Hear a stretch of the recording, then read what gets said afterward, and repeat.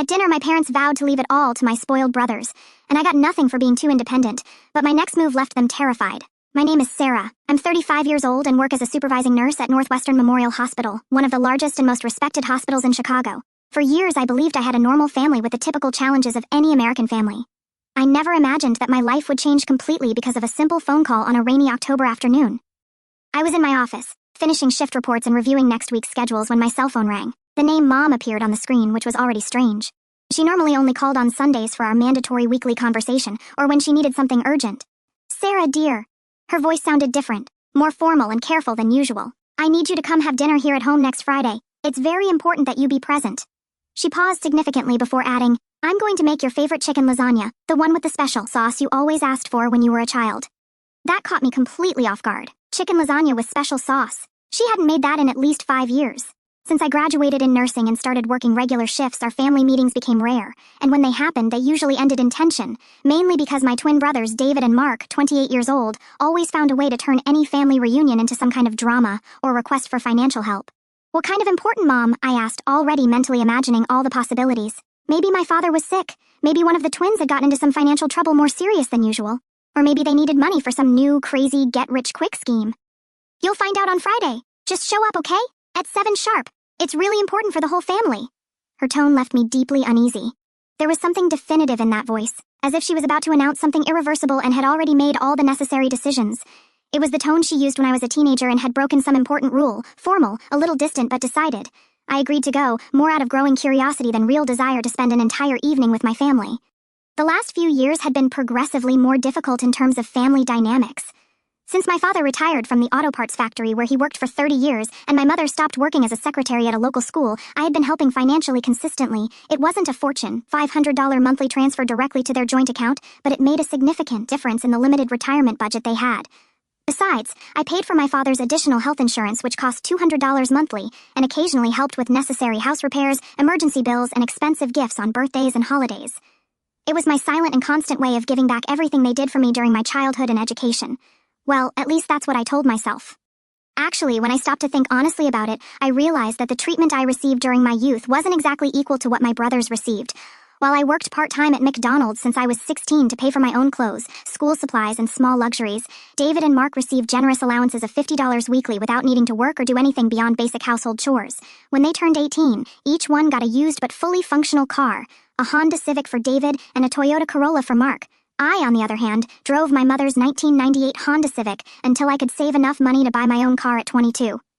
After 2 years working as a registered nurse during college, while I worked as a nursing assistant on weekends and did night shifts to pay tuition and books, my parents fully paid for the experimental courses that David took.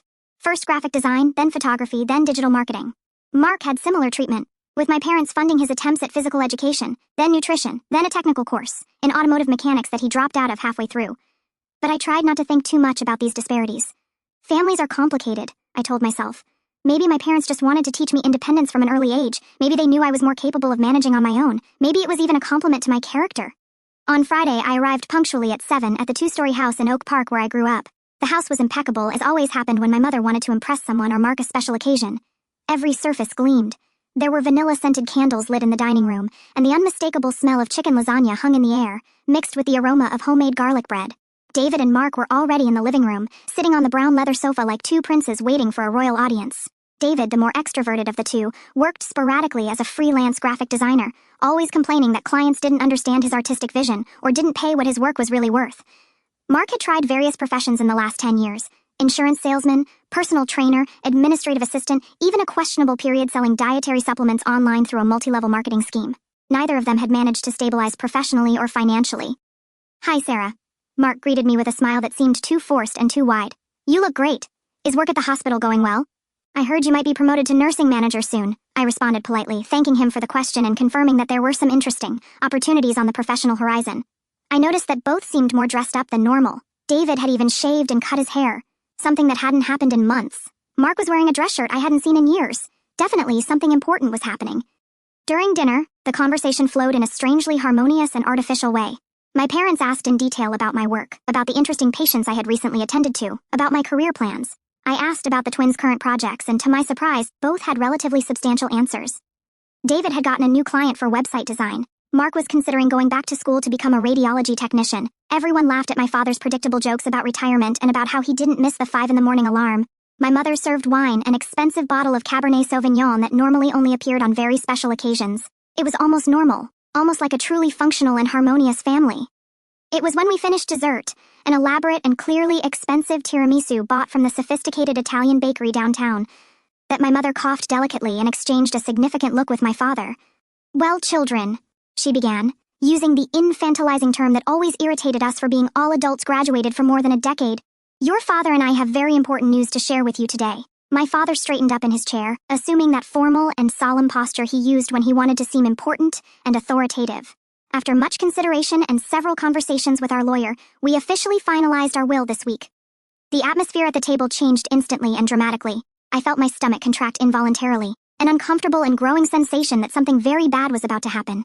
David and Mark, I noticed, didn't seem surprised. In fact, they exchanged a quick look that suggested they already knew what was coming. After much careful thought, my mother continued, smiling proudly in the direction of the twins, we decided to leave both the house and the vacation apartment in Wisconsin exclusively to David and Mark. The words echoed in my head like a distorted and surreal echo. The house where I grew up, where I spent all my childhood and adolescence, where I took care of my parents when they got sick, where I studied until late at night to get the partial scholarship for nursing school. The apartment in Wisconsin, where our family spent 2 months every summer, where I taught my younger brothers to swim and ride bicycles, where I worked as a lifeguard for 3 consecutive summers during school vacations to help with family expenses. "You'll do very well dividing everything equally between you," my father added, addressing exclusively the twins as if I wasn't present at the table. "The house is valued at approximately $200,000 by the current market, and the apartment is worth about $150,000. It'll give you both a solid and secure foundation to start your real adult lives." I opened my mouth, but no sound managed to come out. David and Mark continued exchanging satisfied and complicit looks, as if this decision had been discussed and approved by them long before this night. "And me?" I finally managed to ask, my voice sounding strange and distant even to myself. My mother looked at me with that condescending and paternalistic expression I knew very well since adolescence. It was the same look she used when I questioned why my brothers could come home later, or why they received bigger allowances, or why I had to work to pay for my own clothes while they got expensive clothes as gifts. "Sarah, dear," she said with a tone that tried to be gentle but sounded clearly patronizing, "you have a solid and well-established career. You earn an excellent salary at the hospital, have your own beautiful apartment in Lincoln Park, your own car, your own independent life. You clearly don't need our help or financial support. The boys are still finding their way in life," my father completed, using the phrase I had heard countless times during the last decade. "They need more support and stability than you, who have already established yourself professionally and financially."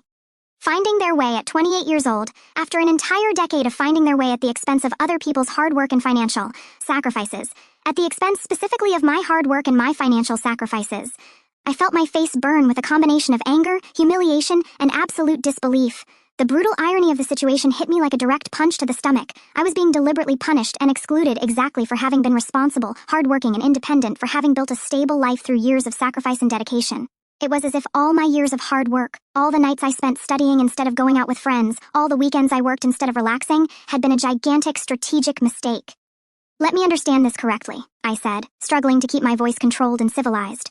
"You're completely excluding me from the family inheritance because I was too responsible, because I worked too hard, because I became too independent. It's not exactly like that, Sarah," my mother sighed, as if I were a stubborn child who couldn't understand simple concepts. "It's just that you already have everything you need. You don't need us. It's just that you want to continue subsidizing and supporting 2 adult men of almost 30 years who have never assumed real responsibility for anything in their entire lives." The words came out harsher and more cutting than I initially intended, but I discovered I couldn't contain myself. 20 years of repressed frustration were beginning to leak. David finally decided to participate in the conversation. "Sarah, this really isn't about you personally. It's about family justice and equity. You were always the academic favorite, always had more facility with studies and work. You were always more capable than us." "Facility?" I laughed, but there was absolutely no humor in that sound. It was a bitter and incredulous laugh. "Facility, David? Do you remember me studying until 2 or 3 in the morning every day throughout high school? Do you remember me working 40 hours a week while attending nursing school full-time? That wasn't facility. That was hard work and constant sacrifice." Mark tried to assume the role of mediator and ease the situation. "Look, Sarah, it doesn't need to be this dramatic. When the time comes, which we sincerely hope is many, many years from now, we obviously will divide everything equally among the 3 of us.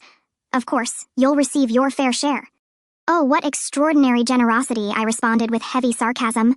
"You'll graciously give me 1/3 of the inheritance that originally should have been automatically and equally divided among 3 children. What kindness, what fraternal magnanimity!" The embarrassing and heavy silence took over the dining table. I could feel the tension growing exponentially. My father, clearly irritated with the direction the conversation was taking, hit his closed fist on the table forcefully, making all the plates, glasses, and silverware clatter alarmingly. Enough of this discussion. This decision is already made and finalized. You are our family and will respect and accept our final will. Period. Something fundamental inside me broke at that specific moment. It wasn't exactly anger. It was something colder, more calculated, more definitive, a crystalline and implacable clarity about exactly where I was positioned in the hierarchy and priorities of this family. For 20 years, I had been the obedient daughter, the one who helped financially, the one who solved problems, the one who made silent sacrifices for the common family good, and my reward for 2 complete decades of dedication had been being summarily cut from the family inheritance. You know something? You're absolutely right, I said calmly, getting up from my chair. I really am too independent, so extraordinarily independent that I no longer need to financially support a family that clearly doesn't value me or consider me worthy of equal treatment. Sarah, what exactly are you trying to say with that? My mother asked. And for the first time that entire evening, I detected a genuine tone of concern and alarm in her voice. I mean very simply that if I'm too independent to receive family inheritance, then you are also too independent to receive my charity and continued financial assistance. I picked up my purse and coat deliberately, heading for the front door. The $500 monthly I transferred to you, Dad's additional health insurance that cost $200 a month, the expensive house repairs, the birthday and holiday gifts, absolutely everything ends today. You can't be serious about this, David said, finally seeming genuinely alarmed and worried. I'm more than serious. If you don't consider me family enough for inheritance, I don't consider you family enough for continued charity. Sarah, dear, please, let's sit down and talk about this like civilized adults, my mother desperately tried, quickly getting up from her chair. There's absolutely nothing to talk about or negotiate. You made crystal clear and unequivocally what exactly my place and value in this family is. I opened the front door forcefully. Good luck finding another person willing to financially sponsor the spoiled boys and eternal teenagers. Sarah Elizabeth, come back here right now, my father shouted with his most authoritative voice. But I was already determinedly going down the porch steps, walking with firm steps toward my car. I could hear agitated and increasingly loud voices coming from inside the house. But I didn't turn around for even a second. I didn't look back. For 20 complete years since I started working at 15 years old, I had consistently been the responsible daughter, the one who helped without questioning, the one who solved family financial problems, the one who made personal sacrifices for the common good, and my official reward for 2 entire decades of unquestionable dedication had been being deliberately cut from the family inheritance because I was too independent. Well, if they wanted a real and complete demonstration of absolute independence, I was about to give exactly that. During the entire trip back to my apartment, my mind was working at an accelerated pace, processing not only the anger and humiliation but also the practical implications of everything that had just happened. It wasn't just about the money, although $350,000 in properties wasn't exactly a despicable amount. It was fundamentally about the underlying principle. It was about the fact that my own parents had consciously reduced me to a convenient money-making machine, useful for solving emergency financial problems but not worthy of being treated as a true family heir. I arrived at my apartment in Lincoln Park, a modest but comfortable and cozy place I had bought 3 years before with much sacrifice and careful financial planning, and immediately grabbed my laptop. If I was really going to do this, I would do it completely and definitively. First measure, immediately. Cancel the automatic monthly transfer of $500 to my parents' joint account. I accessed my online bank account and, with a few decisive clicks, canceled the scheduled transfer. Done. Second measure, call the insurance company on Monday morning to remove my father from the supplemental health policy I paid monthly. This would represent an immediate savings of $200 monthly for me, and a new expense of $200 monthly for them. Third measure, meticulously review all other expenses related to my extended family. Expensive birthday and holiday gifts, the elaborate Christmas dinner I always offered and paid for in full, the professional gardening service I hired for them the previous year when my father started complaining about back pains. Absolutely everything would be permanently cut. My phone rang 3 times during that long and agitated night. I didn't answer any of the calls. In the following 3 weeks, I maintained an absolute and impenetrable silence.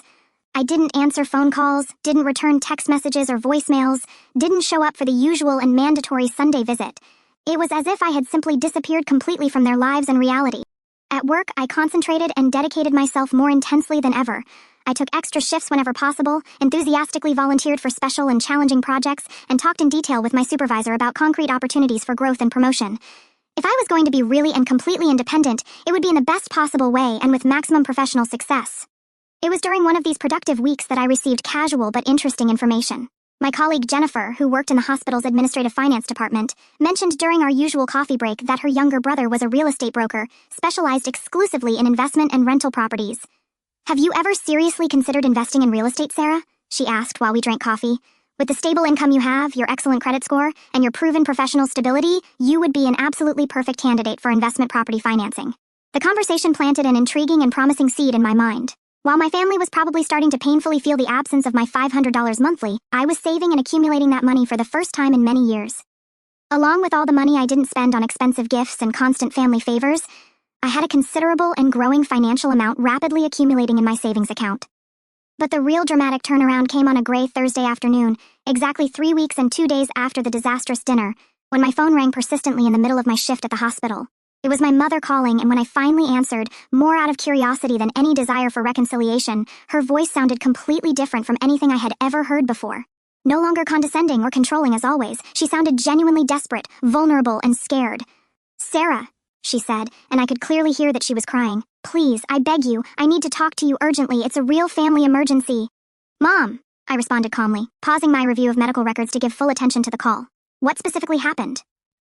"Sarah, dear, we are facing very serious financial problems." Her trembling and broken voice immediately told me everything I needed to know about the severity of the situation. "The electric bill arrived yesterday, and it's $420 that we simply can't pay. Your father's supplemental health insurance expired 2 weeks ago, and they were charging $800 for the overdue month, plus penalties. And Mark's monthly car payment." She made a long and embarrassing pause. "Mark's car payment is 3 weeks overdue, and they're threatening to repossess the vehicle." It was interesting and revealing how the real financial consequences arrived so quickly when you stopped being the family's personal bank and private charity source. "And?" I asked deliberately, keeping my voice neutral and emotionless.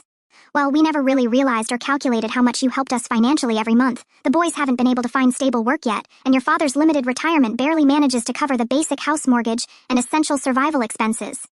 "Wait a moment. Mortgage, current and active mortgage?" I asked, genuinely shocked. "Mom, haven't you completely paid off the house yet?" My father had worked faithfully at the auto parts factory for 30 complete years. They had lived in that same house for more than 20 years. How was it possible they still owed significant money? A long and extremely embarrassing silence from the other side of the line gave me the answer before she even spoke. "Well, we refinanced the mortgage several times over the years to make necessary improvements to the house to help the boys with some difficult financial situations, to cover some medical emergencies." Her voice became progressively lower and more ashamed. "And now the final deadline for settlement is approaching very rapidly." "What deadline exactly?" "The mortgage, Sarah. The absolute final deadline for total settlement is in exactly 2 weeks. If we can't pay the $68,000 remaining from the outstanding balance, the bank will execute the mortgage and take legal possession of the house." I almost let the phone slip from my hand. $68,000? How the hell did they manage to accumulate a mortgage debt of $68,000 on a house they originally bought for less than $100,000 2 decades ago? "How exactly did you get to this financial situation?" I asked, now genuinely shocked and curious about the extent of fiscal irresponsibility. It was several small and medium things over many years. The emergency loan of $15,000 for David's new car when he had that accident, and insurance, didn't cover everything. The money for Mark's failed attempt to open the personal training business, which cost $12,000 in equipment. The complete kitchen renovation that cost $25,000. The special vacation to Europe we took to celebrate our 30th wedding anniversary. Each individual item on the list sounded like another elaborate justification for impulsive and irresponsible spending. The complete reality of the situation was becoming crystalline and disturbing. While I meticulously saved every penny and worked exhaustive extra shifts to build my financial independence, my parents had systematically mortgaged and compromised their financial future to indefinitely subsidize my brother's irresponsible and parasitic lifestyle. "And the boys can't contribute or help financially?" I asked, already knowing perfectly the answer that would come. "Sarah, you know very well they don't have available money. David can barely pay the basic rent for his tiny apartment. And Mark is living here at home again since he lost his part-time job at the local gym. Of course, Mark was living back at his parents' house, probably occupying my old childhood room, using my old study desk, sleeping in my old bed." "Mom," I said very carefully, choosing each word with precision, "are you calling me specifically because you want me to pay the $68,000 mortgage in full? We would very much like to discuss some available options and financial possibilities." Options. As if I were a commercial banking institution, and they were formally negotiating terms for a business loan. And what would be exactly my concrete guarantee that this catastrophic financial situation won't repeat itself again in the near future? I asked directly. "What do you mean, dear?" "What do I mean, Mom? You literally deliberately cut me from the family inheritance less than a month ago. Now you want me to deposit $68,000 to save properties that I officially will never inherit?" Another embarrassing and revealing silence. "Sarah, about the will. Maybe we can reconsider and talk about that decision too." Finally we were getting to the truly interesting point of the conversation. "Talk specifically how?" "Well, maybe we were a bit hasty and unfair. Maybe we can find a more balanced solution that works adequately for the whole family." I leaned back calmly in my chair at my office in the hospital, watching through the window the constant movement of the city below. People came and went hurriedly on the sidewalks, each dealing with their own personal crises, important decisions, and moments of choice. It was fascinating how perspective and negotiating power changed completely when you were on the side that had financial control and decision-making capacity. What specific type of solution do you have in mind? I asked carefully. We can change the will again. Maybe include you also in the inheritance in a more fair and balanced way. Include, as if it were an extraordinarily generous concession on their part, not my fundamental birthright as a daughter. Mom, let me understand perfectly the proposal you're making. You want me to pay $68,000 immediately to save properties that you may or may not decide to leave me someday in the distant future? It's not exactly like that. It's precisely like that, I interrupted her firmly. You had 3 complete weeks to carefully reflect on your original decision. 3 entire weeks to realize that maybe you made a fundamental error in judgment. And now you're only considering including me again in the inheritance because you discovered you desperately need my money. Sarah, we are your family. True families help each other unconditionally. True families also respect and value all members equally from the beginning. You made absolutely clear that you don't consider me equal in value to my brothers. I made a long and deliberate pause, letting the full weight of the words settle completely. But I will help you, I said finally, surprising even myself. I could hear the immediate and palpable relief in her accelerated breathing. But I have one specific and completely non-negotiable condition. What condition? I want both properties, both the house in Oak Park and the vacation apartment in Wisconsin, to be transferred completely and exclusively to my personal name in the will, not divided between siblings, not shared in percentages, entirely mine with absolute legal documentation. Sarah, that really wouldn't be fair to your brothers. Fair? I laughed, but it definitely wasn't a cheerful or good-humored sound. You're seriously talking about family justice and equity? What specific part of arbitrarily cutting me from the inheritance was fair? What part of using me as a personal bank and charity source for years was fair? What part of treating your children unequally was fair? But the boys would be left with nothing. The boys are adult men of 28 years who urgently need to learn to support themselves independently. And you, as parents, need to learn that deliberate actions have real and permanent consequences. I made another strategic pause, letting the proposal settle completely in her mind. These are my final and non-negotiable conditions, both properties legally transferred to my exclusive name. Official documentation signed and registered by tomorrow at 5 in the afternoon, and then, and only then, I will make the bank transfer of $68,000 to save the house. Or you find the $68,000 somewhere else. Sarah, you can't be completely serious about this. This proposal would leave your brothers completely without inheritance. My brothers already had guaranteed inheritance until 3 weeks ago, and I had absolutely nothing. Now I'm offering them exactly the same thing you generously offered me, nothing. The tense silence from the other side of the line extended for almost 2 complete minutes. I could perfectly imagine the urgent and whispered conversation that was happening in my parents' kitchen.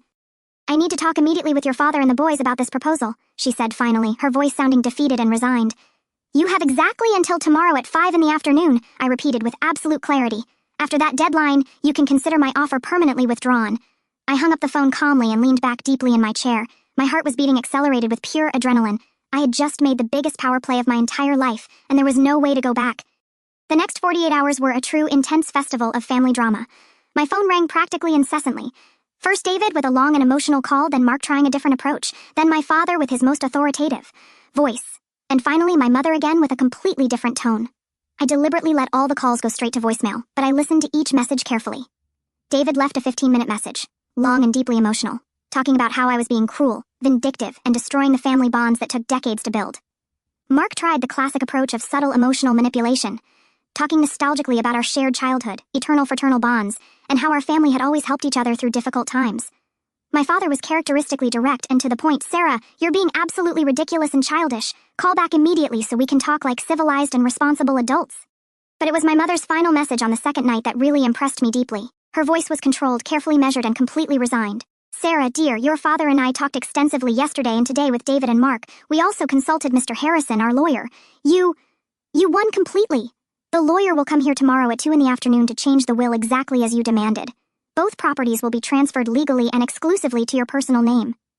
Please call back so we can arrange all the technical details of the bank transfer. 1. As if this entire situation were a strategic chess game and not a fundamental question of family dignity, mutual respect, and equal treatment.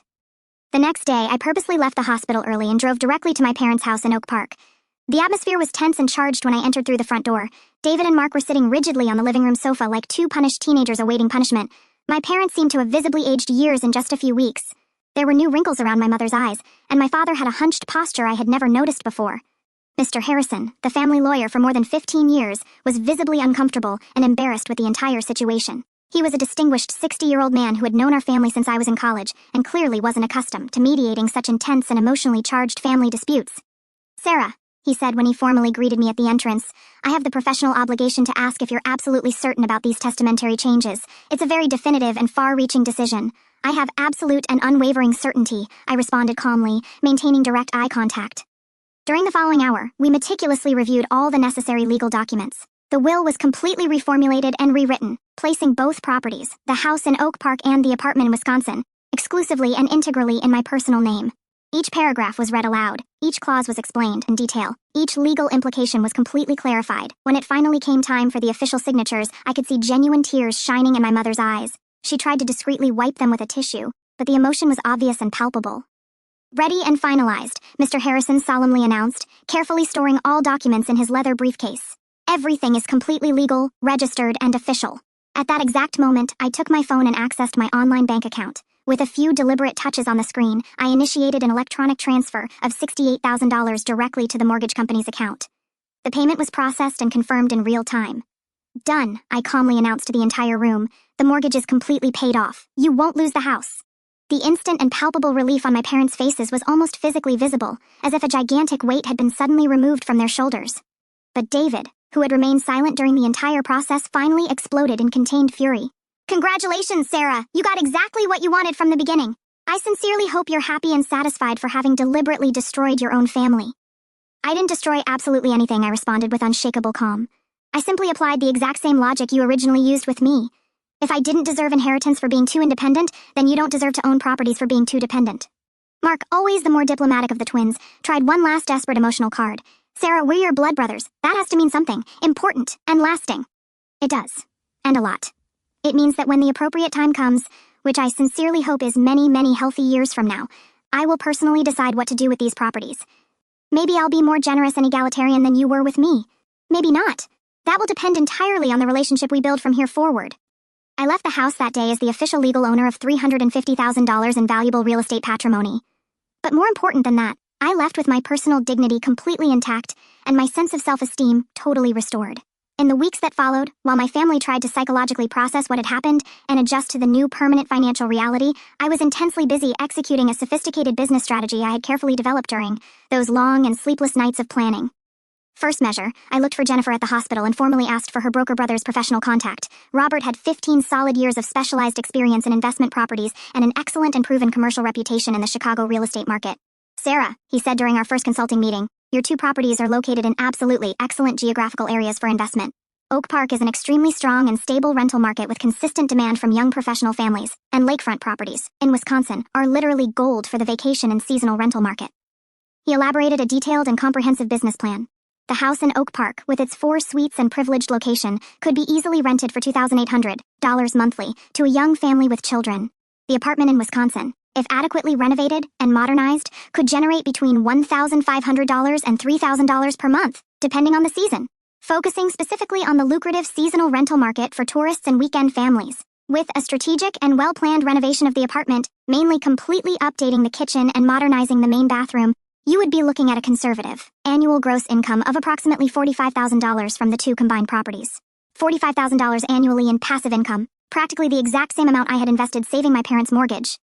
I immediately hired a specialized property management company to professionally handle all operational aspects, from finding and verifying qualified tenants to preventive maintenance, collections, and problem resolution.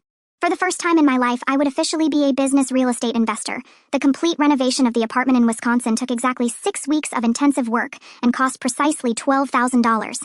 New kitchen with stainless steel appliances, completely modernized main bathroom, professionally restored original hardwood floors, and a new expansive deck with a stunning panoramic lake view. The final result was absolutely spectacular and transformative. Robert was completely right about the market potential. Within just 2 weeks of the total renovation completion, we already had qualified and enthusiastic tenants for the apartment. An executive family from Milwaukee who were specifically looking for a weekend retreat during the summer months, willing to sign a 6-month contract for $2,500 monthly. The house in Oak Park was even easier and faster. A young family with 2 small children instantly fell in love with the property during the first visit and signed a 2-year lease contract for exactly $2,800 monthly. But the real personal and professional satisfaction came 2 months later when I received and carefully reviewed my first official financial report from the real estate management company. Not only were the properties generating consistent and predictable monthly income, but I had gotten bank approval for favorable financing to buy a third investment property, a charming duplex in Lincoln Square that needed only minor and cosmetic renovations. I was literally building a small, solid, and profitable real estate empire with the money that should have been my legitimate inheritance from the beginning. It was during this productive and exciting period that my mother called again after almost 2 months of total silence. "Sarah, dear, we need to talk about something important and urgent." "About what specifically?" About the house. We received an official letter from a property management company saying we need to completely vacate a property in exactly 30 days. They had finally discovered the next phase of my plan. Yes, I found absolutely excellent tenants for the house. The Carter family is moving in next month. They have 2 adorable children and are very excited and enthusiastic to permanently establish themselves in the neighborhood. Absolute total silence from the other side of the phone line. "Sarah," my mother said finally, her voice visibly trembling. "You can't be serious about this. This is our house, our home. We've lived here for more than 20 years. We raised our family here." "It was your house," I corrected gently but firmly. "Now it's officially my legal investment property. And like any responsible and intelligent investor, I'm putting it to generate maximum passive income." "But where exactly will we live? How will we find another place?" "I have absolute certainty that you'll find something adequate and within the available budget. I heard there are some interesting and affordable options in Berwyn and Cicero. Berwyn and Cicero, significantly more modest and economical neighborhoods than Oak Park, with much more accessible monthly rents for retirees with limited income." "Sarah, you can't legally evict us from our own house," my mother protested with growing desperation. "Technically, it's no longer your house, and technically I'm not evicting anyone. I'm simply exercising my complete legal rights as the official registered owner." I kept my voice professional and calmly factual. "You have exactly 30 days to find adequate new housing. It's the standard deadline legally required by state law for eviction notification." I could hear agitated and increasingly loud voices in the background. Clearly, she had put the phone on speaker and the whole family was listening to our conversation in real time. "This is pure, cruel, and calculated revenge," David's characteristically indignant voice said. "You're being deliberately vindictive and malicious." "No, David. Revenge would have been letting you lose the house completely to mortgage foreclosure and be left with absolutely nothing. I saved the property by investing my own money, and now I'm using it intelligently and strategically to generate passive income. It's called responsible real estate investment." "Sarah," my father took control of the phone, his voice loaded with irritated patriarchal authority, "this is absolutely ridiculous and disproportionate. You spent $68,000 just to deliberately get us out of our house." "I invested $68,000 to legally acquire 2 extremely valuable properties that now generate substantial monthly passive income for me. It was an excellent and strategic financial investment, actually." "And the apartment in Wisconsin, too?" my mother asked with a voice broken by emotion. "Also rented and generating income? A charming family from Milwaukee is paying $2,500 monthly and taking exceptionally good care of the property." "The apartment where we spent all the summers of my childhood and adolescence, where I had worked as a lifeguard for 3 consecutive summers during school vacations to contribute to family expenses, was now generating more money in a single month than I used to earn in an entire season of hard adolescent work. "You planned this entire situation from the beginning," Mark said, his voice full of repressed anger and reluctant admiration. "You deliberately manipulated and orchestrated this whole situation." "I didn't manipulate absolutely anything. You created this specific situation when you consciously decided to cut me from the family inheritance. I just responded appropriately and proportionally to your actions." I made a deliberate pause. "Actually, I should sincerely thank all of you. If you hadn't made that original decision, I never would have discovered how extraordinarily lucrative and satisfying the real estate investment market can be." "Sarah, for the love of Almighty God, we are your blood family," my mother desperately pleaded. "You are my family when you need urgent money," I responded calmly. When it came to inheritance and recognition, I apparently wasn't important enough family. "We can resolve this amicably," my father tried to negotiate with a conciliatory tone. "We can go back to the original will, divide everything equally among the 3 children as it should have been from the beginning." "Dad, that ship has already sailed a long time ago and is in the middle of the ocean. You had entire months to make the correct and fair decision the first time. You deliberately chose not to do it. So you're really going to leave us homeless without a house?" David asked with incredulity. "You won't be literally homeless. You'll rent a residence like millions of other American families do every month. It will be a valuable educational experience about real financial responsibility and living within your own means." The call ended abruptly with more screaming, accusations, and empty threats. I hung up the phone calmly and returned to my normal work routine, checking the monthly financial reports of my growing investment properties. 2 weeks later, I received an official call from Mr. Harrison, the family lawyer. "Sarah, your parents formally approached me to explore all possible legal options against your recent actions. And what was your professional analysis?" I explained in detail that absolutely everything was executed within the strictest legality. The will was voluntarily changed by them without any legal coercion or illicit pressure. The mortgage payment was an undocumented and non-reimbursable financial gift. And as the legal registered owner of the properties, you have absolute and unquestionable right to rent them to whomever you wish. Thank you for the legal confirmation, I said. He continued hesitantly, May I speak off the record for a personal moment? Of course. In 40 complete years of specialized legal practice, I have rarely witnessed such a complete and definitive family turnaround. Your parents are obviously emotionally devastated, but honestly, after hearing the entire detailed story and historical context, I perfectly understand your actions and motivations. Thank you for the understanding. Just one professional and personal question, Mr. Harrison. Do you really intend to maintain this situation indefinitely? My parents had literally decades to choose to treat their 3 children equally and fairly. They consciously chose not to do it. My brothers had a complete entire decade of adult life to become truly independent and responsible. They chose not to do it. Now all of them will finally learn about real and permanent consequences of irresponsible decisions. The process of my family's move was an intense family drama in 3 distinct acts. First, they desperately tried to find a similar house in Oak Park or surrounding neighborhoods to rent, quickly and painfully discovering that rental prices were far beyond my parents' limited retirement budget. Second, Mark was forced to finally look for real and stable employment for the first time in his adult life when he realized there would be no more free rooms available in the family house. He got a part-time position at a local gym for $10 an hour. It wasn't much money, but it represented a responsible beginning. David tried a different personal approach. He showed up at my workplace for a face-to-face conversation. Sarah, can we talk privately for a few minutes? I was leaving my shift after a particularly long and exhausting day and really didn't have the mood or energy for additional family drama, but I agreed to talk briefly in the hospital parking lot. Look, he began with a conciliatory tone. I recognize that things got completely out of control. We all made serious errors in judgment. Errors? I repeated carefully. David, you didn't accidentally forget to buy me a birthday present. You deliberately excluded me from the family inheritance after years of financial support. It was a terrible and unfair decision. We all completely recognize that now. Now that you discovered you need something concrete from me, you recognize. Sarah, Mom and Dad are truly devastated. They sold half the old family furniture to manage to pay the security deposit for an apartment in Cicero. Cicero? A significant social and economic downgrade compared to Oak Park, but it also represented exactly what they could realistically afford with the limited retirement income they had available. David, you systematically lived beyond your real financial means for many years at my personal expense. Now you're being forced to live within the genuine means you have. That's how financial life works for the vast majority of responsible people. So that's it? You're just going to watch your own family sink financially? You're not sinking at all. You're finally learning to live as completely responsible and independent adults. It's an educational lesson that should have happened many years ago. David became visibly red with contained anger. Do you realize what kind of person this makes you? What specific kind? The cruel kind that deliberately abandons their own biological family because of money. That accusation hit me like an emotional slap, not because of the pain it caused, but because of the absolutely perfect historical irony. David, I said with unshakable calm, you literally abandoned me from the family because of money a few months ago. The only fundamental difference is that when I do it, I honestly call it fair and deserved consequences. When you did it, you euphemistically called it a responsible family decision. He was completely without an articulated response to that observation. Besides, I continued calmly, I didn't abandon you at all. You're still my biological family and always will be. You're simply no longer my permanent financial dependence. David left without saying another word. And that was the last direct and personal attempt at reconciliation or negotiation. In the months that followed, I occasionally heard fragmentary news through mutual acquaintances and colleagues about how my family was gradually adapting to the new, permanent financial reality. The information reached me indirectly through old neighbors, work colleagues who knew my family, and even some hospital clients who casually mentioned having seen my parents or brothers. Mark had managed to be promoted from part-time employee to shift supervisor at the local gym where he worked. Apparently, he was demonstrating leadership and responsibility skills that no one knew existed.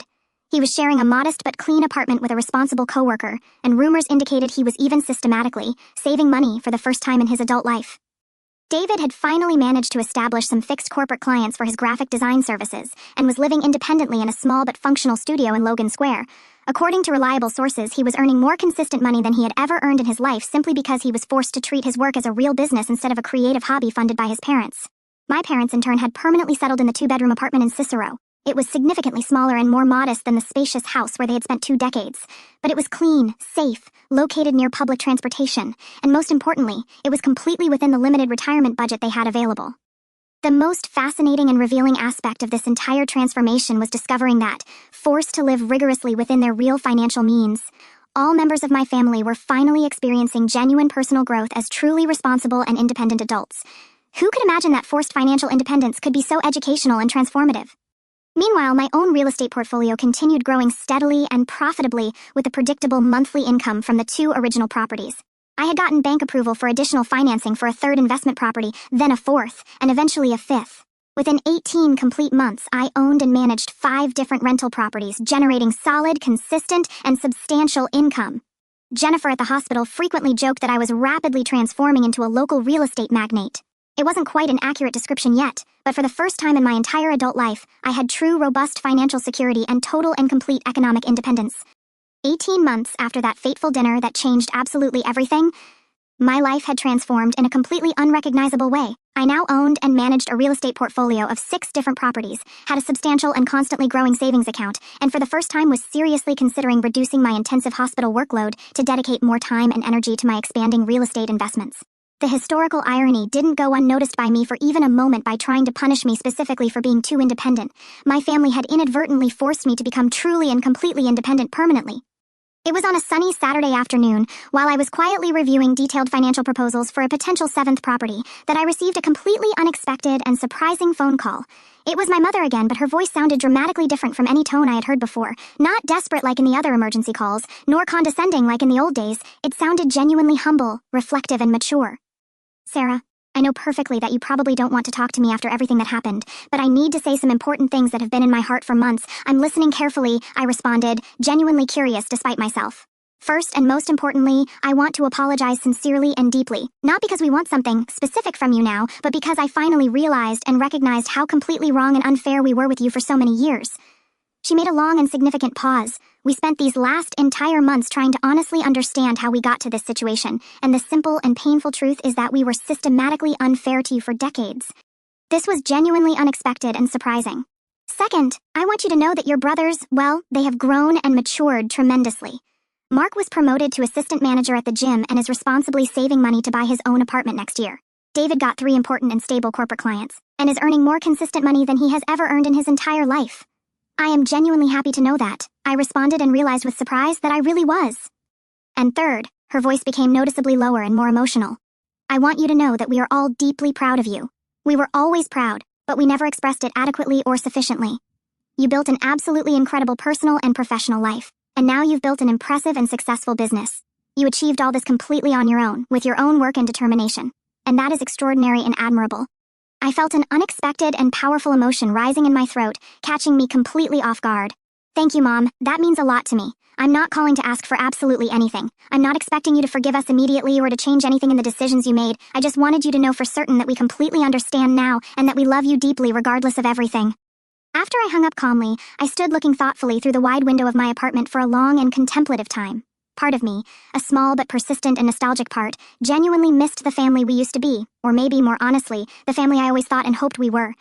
But a significantly larger and more realistic part of me knew with absolute certainty that the fundamental changes that happened were not only necessary but beneficial for everyone involved, not just for me personally, but for each individual member of our family. 2 months after that revealing conversation, I found Mark completely by chance at the local Whole Foods. He was shopping for fresh ingredients for what seemed to be an elaborate and healthy meal, and I couldn't help but smile discreetly while observing his serious and focused concentration, examining organic vegetables and high-quality proteins.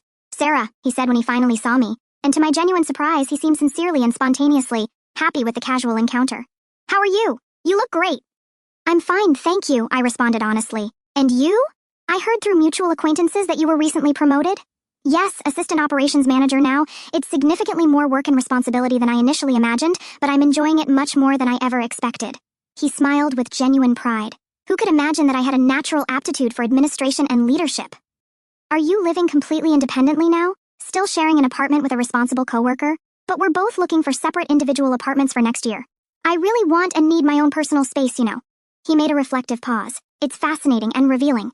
I had never consciously realized how much I really enjoyed independence and autonomy until I was forced to experience and develop it." We talked for several minutes about completely banal and normal subjects. Respective work, weekend plans, the unusually pleasant weather. It was surprisingly natural and comfortable, as if we were simply 2 responsible adults who knew each other casually without all the heavy family emotional baggage from the past.